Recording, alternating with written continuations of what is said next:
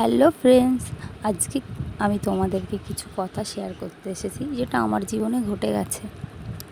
যখন আমার স্বামী ছিল তখন আমার পাশে সবাই ছিল, সবাই আমার মেয়েকেও খুব ভালোবাসতো। কিন্তু স্বামী মারা যাওয়ার পর আমি বুঝতে পারলাম আমার আর আমার মেয়ের এই বাড়িতে কোনো জায়গা নেই, কোনো অধিকার নেই। তার কারণ সেটা তাদের ব্যবহারেই বোঝা যেত।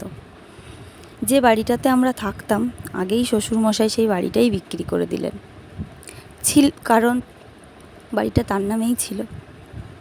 একদিন তো মুখের ওপর বলেই দিল, ছেলে নেই যখন, তো বৌমার নাতনি দিয়ে আমরা কি করব।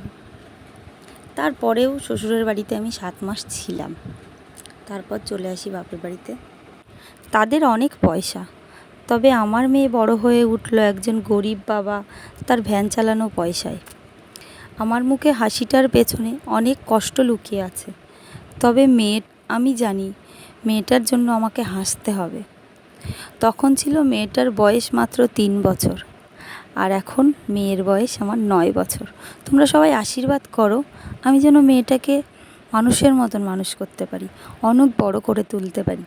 আর আমার পাশে থেকো অবশ্যই তোমরা, তাহলে আমি পারবো ঠিক আমার মেয়েটাকে, আমার বাবা মাকে সবাইকে আমি